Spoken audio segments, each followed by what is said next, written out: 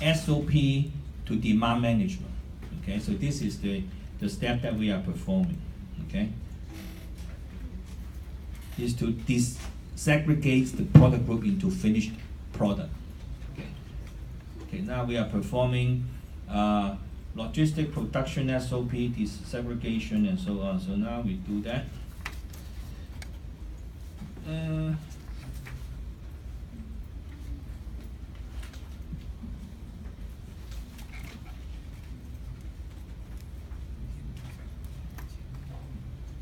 MD60 that is the MC75. I won't follow the part, it take too much time. So MC75 is to transfer the SOP to demand management. Okay, MC75. So we transfer from the product group to the demand. So product planning for material and product group member as proportion of product group. And we have already input the proportion earlier. But in here we need to uncheck the invisible transfer.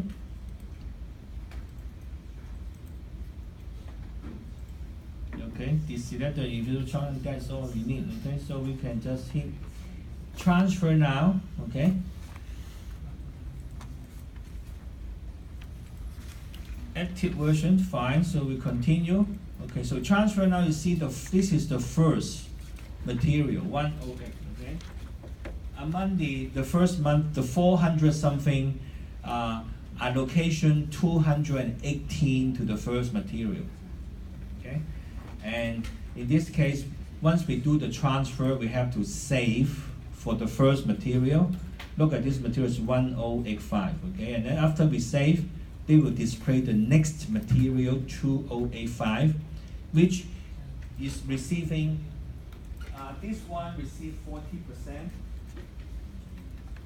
this one received 30%, and this one received 30%. Okay, so this is the number 2, so we save the number 2, and number 3 again is the 164, the same number because they both receive 30%. So I save for number 3. Okay. So this is how you transfer the data. Now, instead of having the aggregate product group production number, we have the individual product production number for each of the 3 members within the product group. Okay? So this is the step. And we have, after we perform this step, we are going to the detailed planning. We are going to the MPS, Master Production Schedule. And this is the demand management, okay?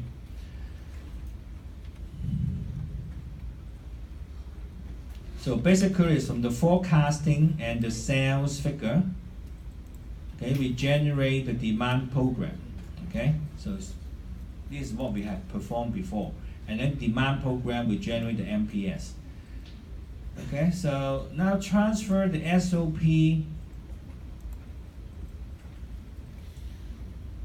to demand management. This is what we have performed earlier. Okay, so this is the 1, 2, 3, the 3 material. And now we want to display the demand management. Okay, so display means now we go back here.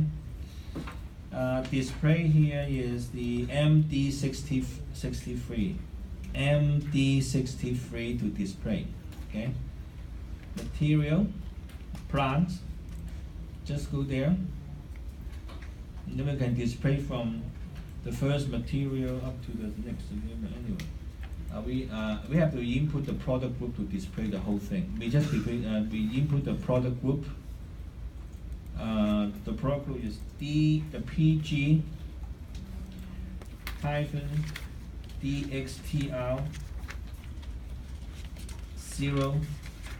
085 is my product group. And now if I display, I can display my product group production. Okay, for each of the model, this is the how we start from the forecasting to develop the sales and operations planning for the product group, and then we just try to segregate the product group into each individual production plan. And here we are, okay, for each individual production. Okay? And okay, so now once we have that, and the next is, if we look at our notes, okay, the next will be running MPS with MRP, and that is our next topic.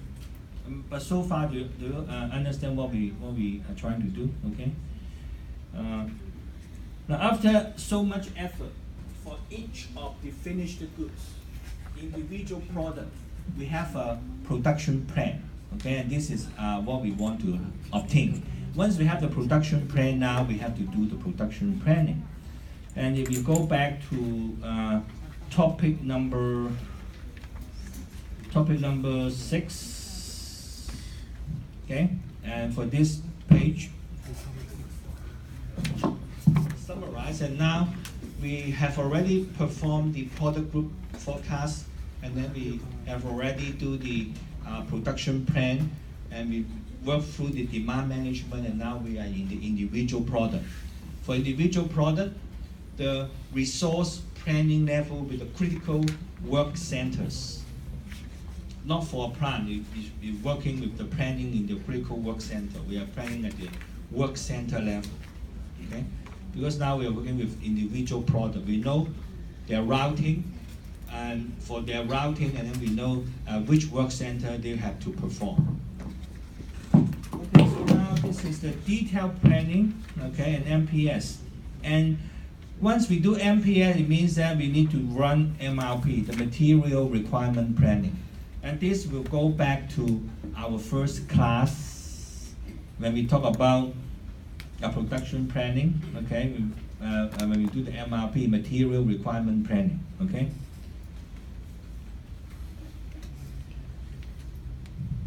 Okay, so now we will look into the MRP.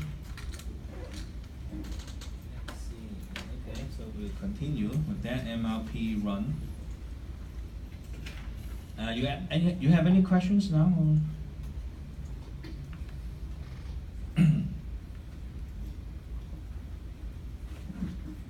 Okay, if we are using just the computer, I'll show you how to run it with a computer, okay? And with a computer, we'll be using the production planning, MPS again, total planning, and MPS again, then we choose a single item and multi-level, okay? And then this is the page that we will arrive at, okay? When we try to run MRP. And I may just show you using our example, okay? Okay, so looking at our example, you'll find this is an individual product. If I want to look at product number 1, and I can't display it, but which product we are running? We are running with number 3. Okay, it's fine. Okay. So it means that this is our production plan for the next 12 months. We need to have 164 in this month. Okay, this is not very realistic because now it's already 11th of October, but we want 164 in this month. Okay, but anyway, this is what the system is working. So this is what we want to produce in this month. This is what we want to produce in next month and in December, etc. Okay, those are the number we want to produce. Okay, now if we want to perform MRP, so we will follow the manual path. Logistics, production planning, MPS. Do we have MPS? Production planning, MPS, and MPS again, and then single item multi-level. Okay, Single item means we are working with only one product, but multi-level means we will plan for all the levels available. You look at the BOM, if they have several levels, we will plan all levels of the production. Okay, and you will see what I mean by that. Okay, so hit that, and then we have a page like this. Everybody is doing the same work, so it takes some time. I hope it won't jam. How come it doesn't work here? Okay, it worked now. Okay, I think I put the wrong key. Okay, this is the material.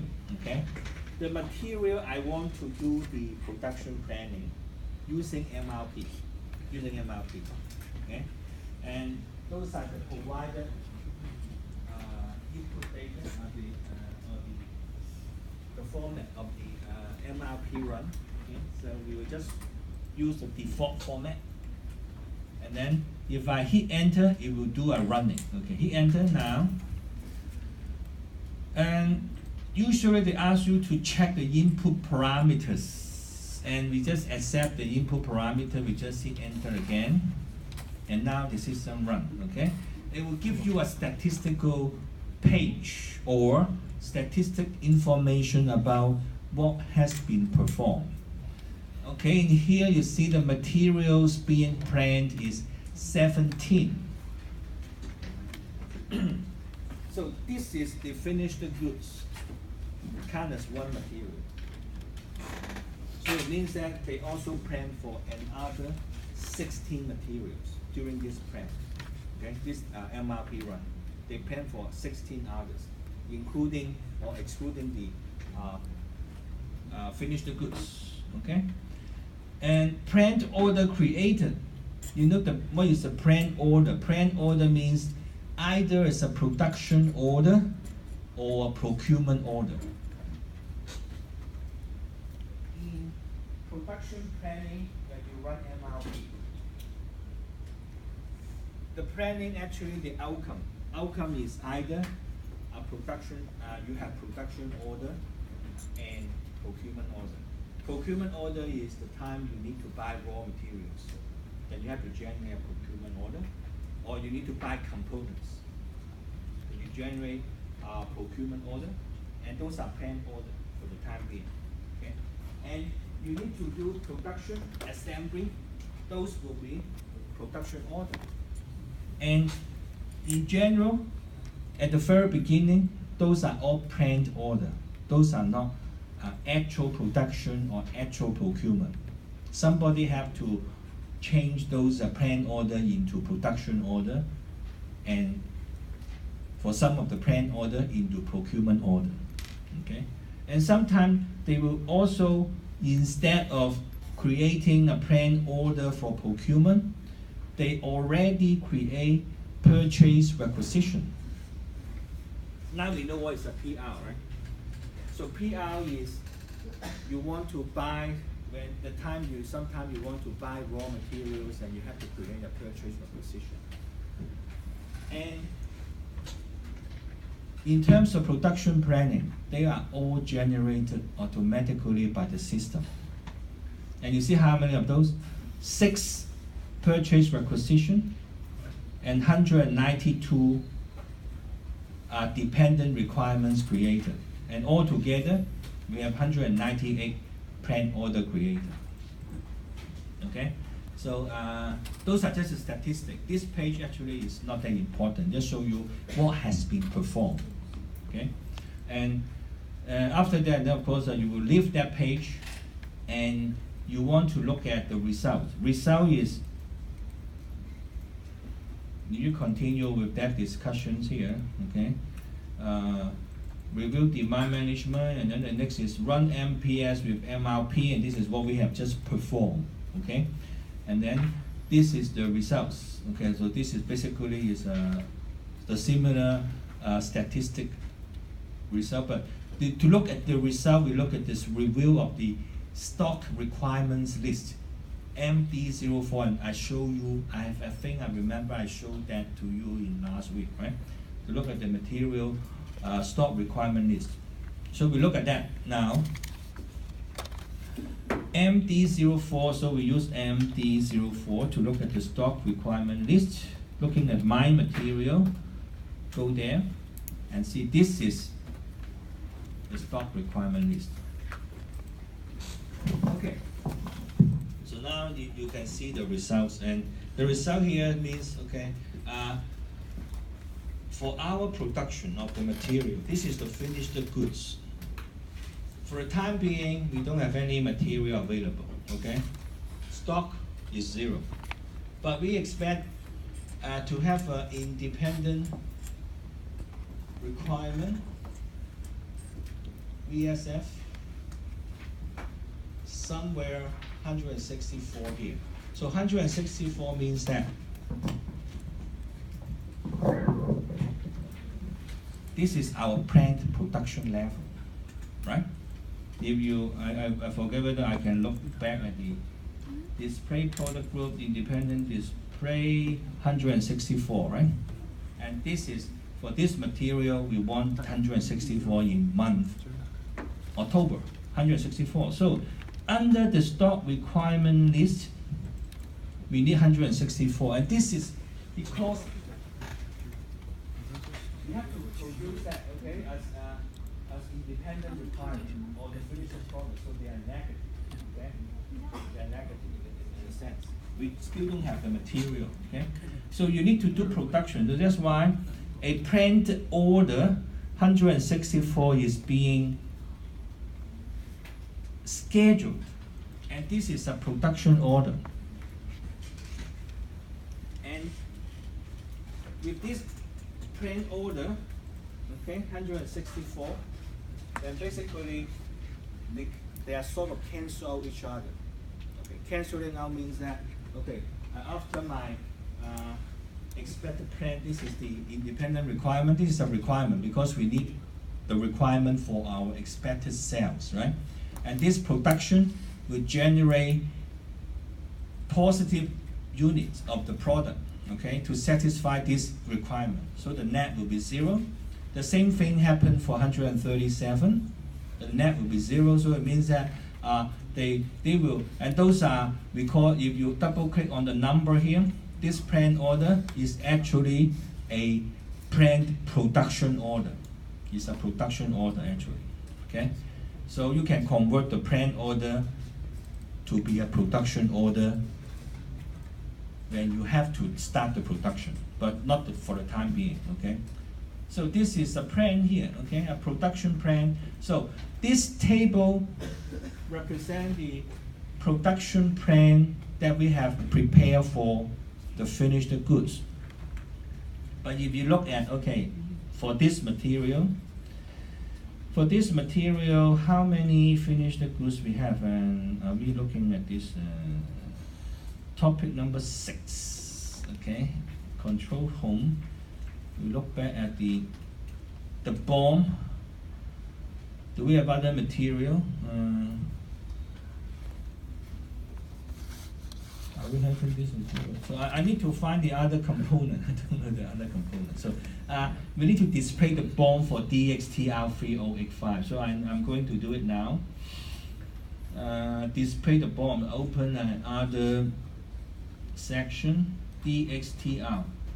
So CS03, right? DXTR3085. So I just want to look at the BOM.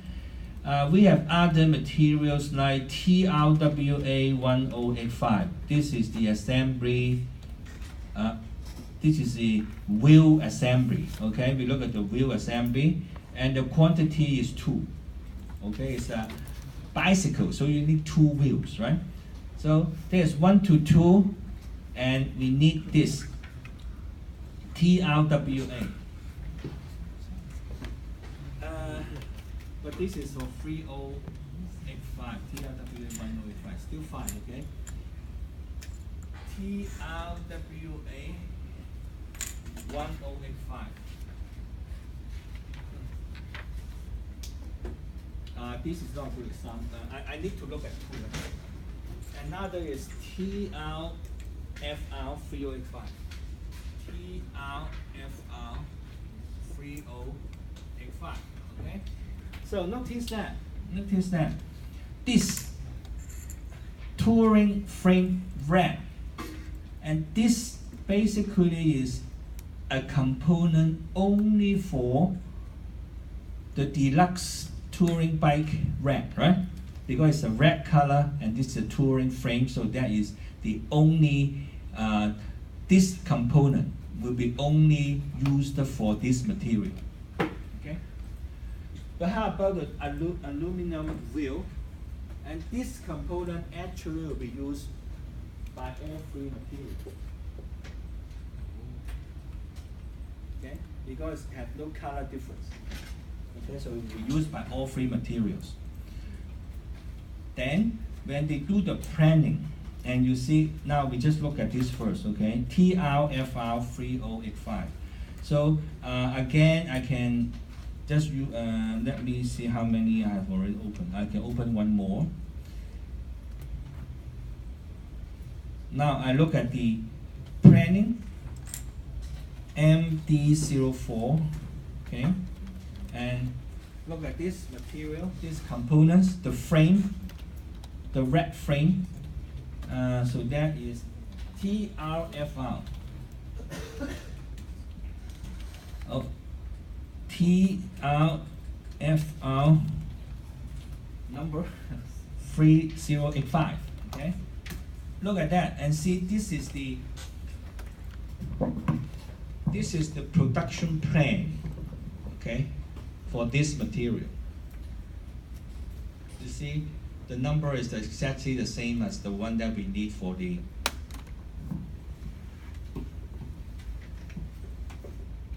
finished goods. This is the frame, okay? And it's the red frame. So basically just for among the three products here, this is the one for this product. And you see, there's a dependent requirement. What does this mean? Dependent requirement is basically, if you look at the bill of material informations, the finished bike is the finished goods, right? The frame is a dependent requirements. It's a dependent requirements because the number of units of frame that is required depends on how many units you produce for the finished bike. Okay, so it's depending on the high upper level requirement, and that is a dependent requirement. For the finished bike, it's a finished goods, so it basically is not a dependent requirement. And in SAP term, they call it independent requirement. The finished goods, 1, 2, 3, they are all independent requirements. Okay, but for the level, the 10 components, they are all dependent requirements. Okay. Okay, so for the frame now we work, and then now we look at the wheel assembly. The wheel assembly we know, okay, so 164 actually is matching with the original product, okay, the finished goods, 164. Okay, now I look at one more.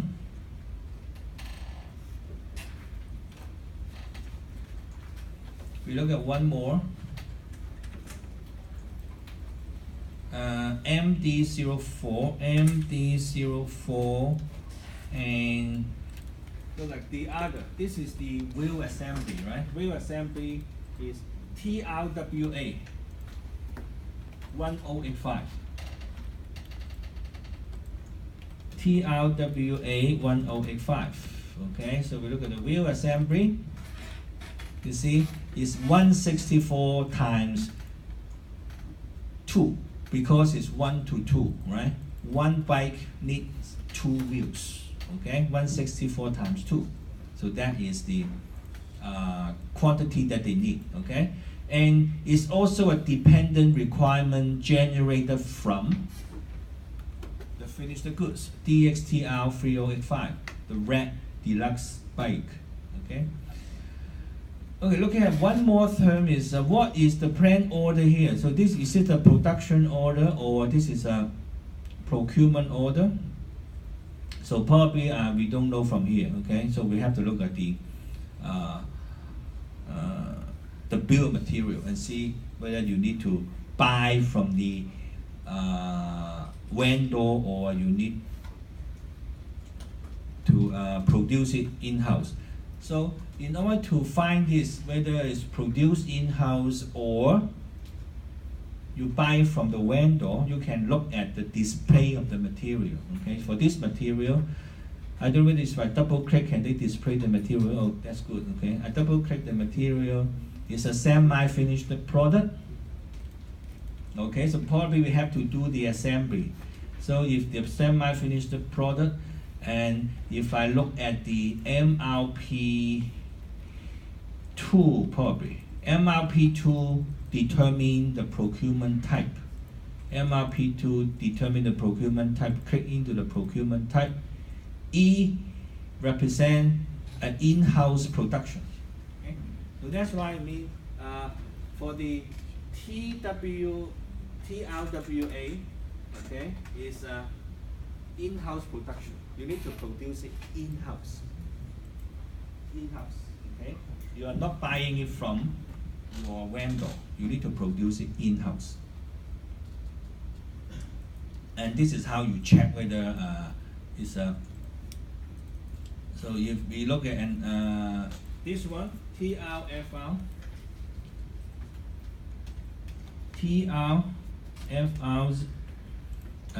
3085, okay? And then we double click. Look at MRP2. It's F. So F means what? F means external procurement. Okay? So it means for the frame, this is the frame, right? This is the frame. The frame will be F, external procurement, because they are choosing the F, okay? External procurement. So this is how you find out, okay, the product is in-house production or external procurement. All right?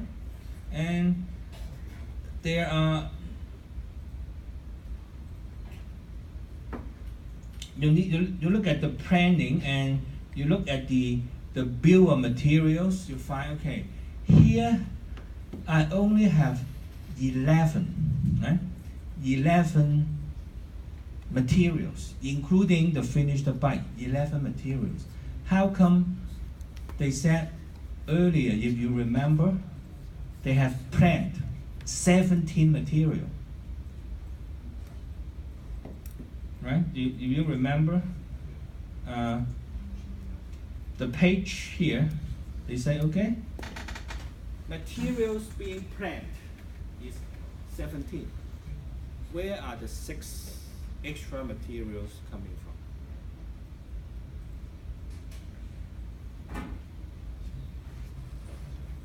Remember, we are doing production plan, single item and multi-levels, right? So which material have another levels? Which material has another levels? If we look at the bill of materials, remember when we try to look at the materials, TRWA, okay, so or we can look at the CS11. In CS11, if you look at the original product, DXTR3085, and look at the, oh, I have to input the 1 here, and look at the bill of materials, and now see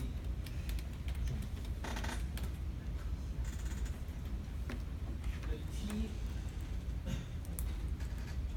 So they use a different display now. Okay, very tricky. Okay, so display BOM level by level. You see here, this is level 1. Level 1, you have a 1 to 10, okay, and then including the, this is original, so you have 11 together, right? But look at level 2, 6 more. The level 2 is for TRWA 1085, okay? Because this material we also has a BOM or bill material prepared for the wheel assembly. If you remember, it's a second level.